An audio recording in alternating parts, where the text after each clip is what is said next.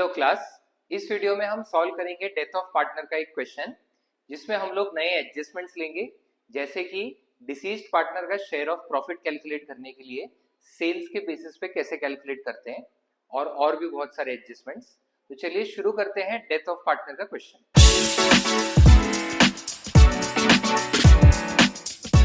Question पढ़ते हैं। P Q and R profit sharing ratio दिया है। अब यूजुअली पार्टनरशिप के क्वेश्चंस में पूरा बैलेंस शीट दिया होता है, but because death of partner में यूजुअली कंप्लीट क्वेश्चंस नहीं आते हैं, जिसमें revaluation, partners capital, cash, balance sheet सब कुछ बनाने को नहीं बोलते हैं। तो डेथ ऑफ पार्टनर में आपको ऐसा क्वेश्चन मिल जाएगा जिसमें क्वेश्चन में बैलेंस शीट देने की जगह बस इंफॉर्मेशन दे दिया है और सिर्फ डिसीज्ड पार्टनर का कैपिटल अकाउंट पूछा है। So R died on 14th March. His executors are entitled to capital, interest on capital, share of profit based on sales. अब पिछले वीडियो में हमने जो क्वेश्चन सॉल्व किया था उसमें शेयर ऑफ प्रॉफिट निकालने के लिए हमने प्रीवियस ईयर का प्रॉफिट ही यूज किया था। इस बार सेल्स के बेसिस पे प्रॉफिट कैलकुलेट करना है। Then R withdrew 7,000 up to the date of death. His capital balance stood at 1,50,000। Goodwill of the firm भी दिया है 60,000। Sales for previous year ending 31 December 24 rupees 10 lakh. अब ये इन्फॉर्मेशन इंपॉर्टेंट है, इससे हमको पता चलता है कि यूजुअली जो पार्टनरशिप फर्म है अपने बुक्स ऑफ अकाउंट्स कब क्लोज करती है। तो ये फर्म का क्लोजिंग डेट जो है वो 31 दिसंबर है, एंड इसके बाद 14 मार्च को पार्टनर की डेथ हुई है। तो अकॉर्डिंगली हमें कैलकुलेट करना पड़ेगा कितने डेज या कितने मंथ्स के लिए पार्टनर ने फर्म में काम किया। अब ये प्रीवियस ईयर का सेल्स दिया हुआ है, प्रीवियस ईयर का प्रॉफिट भी दिया हुआ है, एंड करंट ईयर का sales up to the date of death दिया है 3 lakh rupees. Prepare R's capital account. So यहाँ पे लेजर अकाउंट का फॉर्मेट बनाएंगे, R's capital account. Capital account में सबसे पहली entry opening balance, by balance brought down.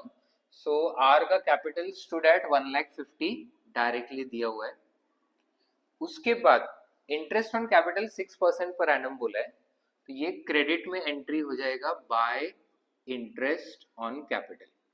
अब आर का कैपिटल है 1,50,000, रेट ऑफ इंटरेस्ट है 6%, एंड डेट ऑफ डेथ तक ही हमको उसे इंटरेस्ट देना है। So closing date 31 December, date of death 14 March. Because ये मंथ के बीच में है, हमें एग्जैक्टली डेज निकालने पड़ेंगे। सो जनवरी के मंथ में होते हैं 31 डेज, फेब्रुअरी 2025 जो है लीप ईयर नहीं है, अकॉर्डिंगली फेब्रुअरी में हो जाएंगे 28 डेज, एंड मार्च में 14th मार्च को डेथ हो रही है, तो मार्च के हो गए 14 डेज। अगर ये तीनों को ऐड करेंगे तो 50, 60, 72, 73। सो पार्टनर ने फर्म में एग्जैक्टली 73 डेज काम किया before date of death. So interest on capital भी उसको 73 डेज का ही मिलेगा, तो 73/365। अब यहाँ पे एक इंपॉर्टेंट पॉइंट है, यूजुअली जितने भी क्वेश्चन आएंगे उसमें पार्टनर का डेट ऑफ डेथ जो दिया होगा वो मंथ का स्टार्टिंग या मंथ का एंडिंग ही होगा। यूजुअली मंथ के बीच का डेट नहीं देंगे, बट अगर वो मंथ के बीच का डेट देते हैं तो ईयर एंड से जब उस डेट तक डेज कैलकुलेट करोगे तो या तो वो एग्जैक्टली 73 डेज ही आएगा या फिर 73 के मल्टीपल्स में आएगा। मतलब 73 इंटू 2 करेंगे तो 146, 73 इंटू 3 करेंगे तो 219, 73 इंटू 4 करेंगे तो 292। अब ऐसा क्यों हो रहा है? तो बेसिकली जब हम डिवाइड करते हैं 73/365 तो ये आ जाता है 1/5। सो 11th-12th में ऑब्वियसली कैलकुलेटर्स अलाउड नहीं है, तो ज्यादा कॉम्प्लिकेटेड कैलकुलेशंस नहीं दे सकते, इसीलिए वो 73 के मल्टीपल्स में देते हैं। तो 73/365 हुआ तो वो 1/5 हो जाएगा। 146/365 2/5, वैसे ही 3/5 और 4/5। तो ये कैलकुलेशन को सिंपल रखने के लिए वैसा पैटर्न यूजुअली फॉलो होता है। तो यहाँ पे 1,50,000 का 6% 9,000 हो जाता है, एंड 1/5 उसका 1,800। नेक्स्ट इंटरेस्ट ऑन कैपिटल के बाद है share of profit based on sales. अब लास्ट ईयर का सेल 10 लाख और प्रॉफिट 2 लाख दिया है, इससे हमें प्रॉफिट का परसेंटेज मिल जाएगा। सो प्रॉफिट परसेंटेज 2 लाख का प्रॉफिट ऑन 10 लाख का सेल्स, तो 20%. Now this year up till the date of death firm का सेल्स हुआ है 3 लाख, तो इसके ऊपर भी फर्म जो है वो 20% प्रॉफिट ही कमाएगी.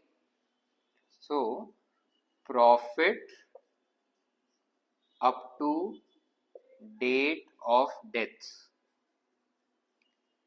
ये हो जाएगा 3 lakh into rate of profit 20%, वो हो जाता है 60,000. अब ये पूरे फर्म का प्रॉफिट है, इसमें से हमें आर का शेयर निकालना है.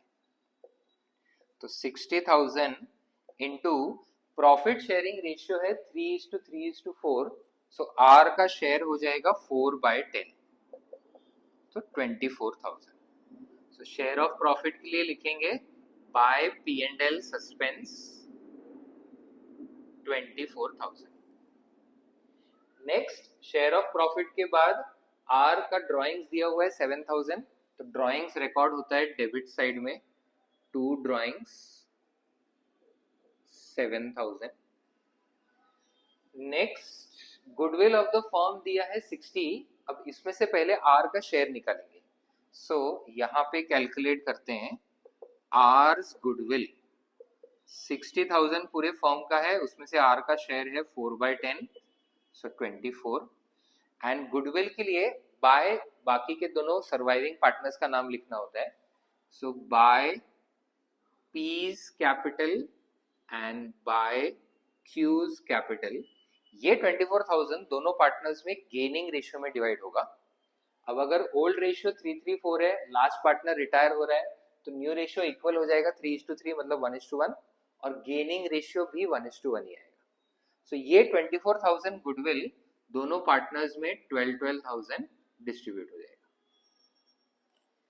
नेक्स्ट सेल्स हमने ऑलरेडी यूज कर लिया, सेल्स ऑफ प्रॉफिट, उसके बेसिस पे प्रॉफिट कैलकुलेट कर लिया. अब ये कैपिटल अकाउंट कंप्लीट करने के बाद 2 आवर्स एग्जीक्यूटर, जो भी बैलेंस है उसके एग्जीक्यूटर के अकाउंट में ट्रांसफर हो जाएगा. सो 24 24 48 198 1,99,800 माइनस 7, तो 192,800. सो ये हमारा एक क्वेश्चन हुआ डेथ ऑफ पार्टनर का. यहाँ पे हमने नए एडजस्टमेंट्स लिए. तो सबसे पहले बैलेंस शीट की जगह नॉर्मल इंफॉर्मेशन दिया है क्वेश्चन में. दूसरा, पार्टनर का शेयर ऑफ प्रॉफिट कैलकुलेट करने के लिए हमने सेल्स के बेसिस पे कैलकुलेट किया. तीसरा जो है पार्टनर का डेट ऑफ डेथ जो है वो मंथ के बीच में दिया था, तो उसका हमने लॉजिक समझा कि क्यों 73 डेज या उसी के मल्टीपल्स में आता है. नेक्स्ट वीडियो में हम लोग डेथ का एक और क्वेश्चन सॉल्व करेंगे, जिसमें हम लोग और थोड़े नए एडजस्टमेंट्स लेंगे. कॉमर्स के अलग अलग टॉपिक से रिलेटेड ऐसे ही वीडियोस हम लाते रहेंगे, तो चैनल को फॉलो करें और हर अपडेट के साथ जुड़े रहें.